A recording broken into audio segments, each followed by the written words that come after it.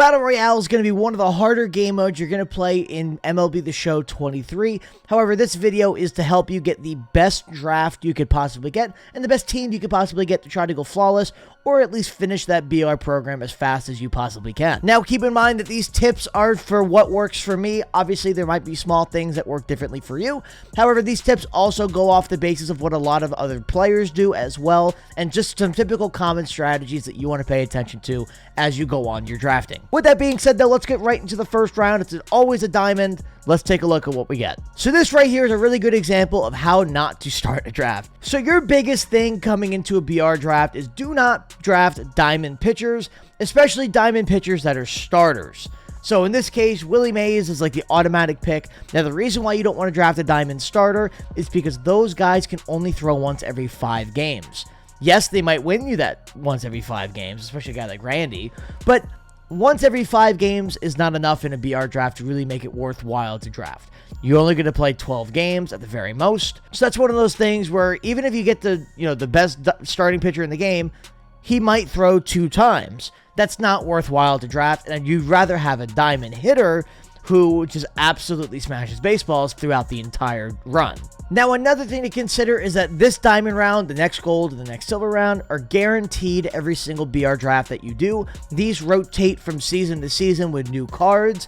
Now, this particular season, there are some pretty decent ones, there are some pretty crap ones, but what you do want to consider for the low diamonds, golds, silvers, and bronzes is not what their contact is, not what their fielding is, not what their speed is, but what is their power rating. Your power rating in BR is going to be one of the most important things that you can have, and as long as the guy's got like 40 or more contact, that PCI is still going to be pretty large because you're not going to be facing the best pitching in this. You're going to be facing silvers, bronzes, commons, and maybe every now and then a gold. For example, this Miguel Sano card for this season is probably one of the best choices that you could take, and this is a perfect example of what I would choose in a BR card. He has insane power, decent contact, decent fielding, okay speed. The vision, not that big of a deal because you are going to be an all-star and the PCI is going to be rather big as well. And then when you go into it, he's got 102 clutch. This is like the perfect card right now.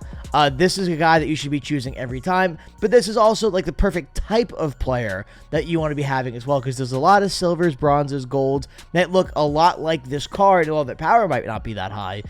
Their power is still pretty comparable, and as long as it's over like 80 power, 75 power, this is a pretty good card to draft in BR. Now, when it comes to the gold and lower rounds, the reason I don't say choose starters, you don't want to choose a starter over bronze rating.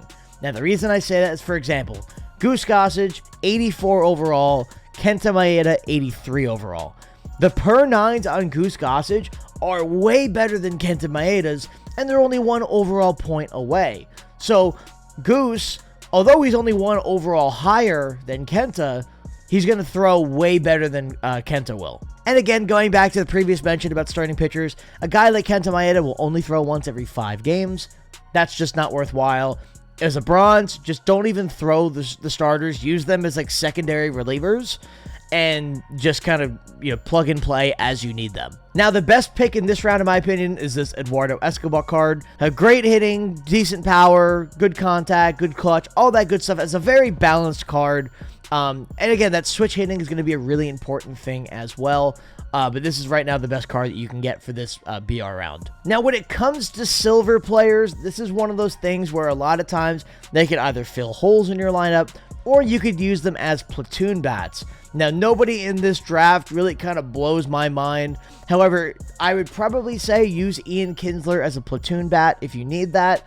Obviously 105 contact, 70 power. That's a really good card to use, and he's a guy that you could have that you could just kind of plug in every time you need him in like a clutch situation. Again, take a look at this round. This is the last diamond round you're going to be getting in this. They usually happen in the first 10 or so rounds, but they can go later. In this case, Brett Phillips, Kevin Pillar, Nico Goodrum, and Whitey Ford. Again, you don't want to choose starting pitchers or any pitchers at all to be diamond. Nico's probably the best pick here. Like Eduardo, he plays like every position in the world. He has great hitting, great speed, switch hitter. This is like an easy pick.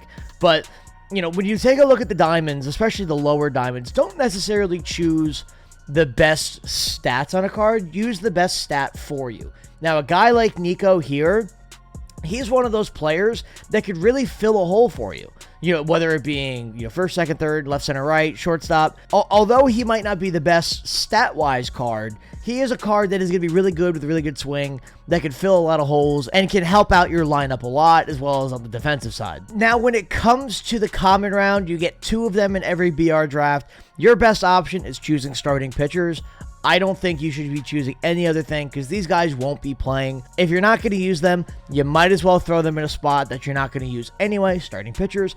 And really, the only time I would ever use one of these guys is if I'm winning like 10 to 12 to nothing, and I just don't want to burn another good bullpen arm. You bring out your common, they might give up a run or two, but look, who cares? You're up by 12. So at the end of your drafting, the biggest thing you want to consider for your bullpen is how many left-handed guys do you have. You want to have, at the absolute bare minimum, 2 guys that you could have in your bullpen. Obviously, the higher the better. You really don't need to go over 4. 3 is kind of the golden number, but you want to have at least 2 lefties in your bullpen because that allows you to actually, play matchups. If one guy's tired one game, you could use the other one. And it's just overall just a better strategy to have. You don't want to have an all-righty bullpen. That could actually hurt you more than it can help you. Now, the last thing you're going to want to consider going into a BR game is do not play at MLB stadiums or really any other low elevation stadium. Because you're going to be playing with guys with lower power, you don't want to worry about having to not get rewarded. Good swings should be rewarded, but with a guy with 65 power, they might not be in low elevation stadiums. They're most likely going to be outs. Now, the way you fix that is play at a higher elevation stadium or play around with a created stadium. Don't make it max elevation. Put it around like 2,500 and kind of work with the walls to what you think is pretty good. Now, I do think that, MLB stadiums really just suck. I mean, they don't play well. The only one that's at least decent is Coors Field, but that one has some issues as well. But ultimately, and you're playing at stadiums like Yankee Stadium, Minute Maid Park, Fenway. Although those stadiums are beautiful, and if you are a fan of the team, it's awesome that you're able to play there. But if you're trying to go flawless, or if you're trying to get the BR program as fast as possible, those stadiums just not are the best choices for you. Another thing to consider, if you see Shohei Ohtani, do not draft him. Do not draft him. You cannot use him as a DH and a starter. So for a guy like Shohei, if you want to use him for pitching, I highly recommend against that. But it's one of those things where you cannot DH and start him at the same time in BR. So, kind of a useless pick, unfortunately. Save that diamond for somebody else. But with that being said, that is going to be all for today's video. I hope these tips help you get through BR a little bit faster than you normally would. Leave a comment below about what your best BR run is so far this year. I'm curious of what y'all's is. And of course, be sure to like this video and subscribe to the channel. We are this close to YouTube partner. Any little bit goes such a long way, and I greatly appreciate you guys. Have a great one, y'all, and I'll catch you in the next one.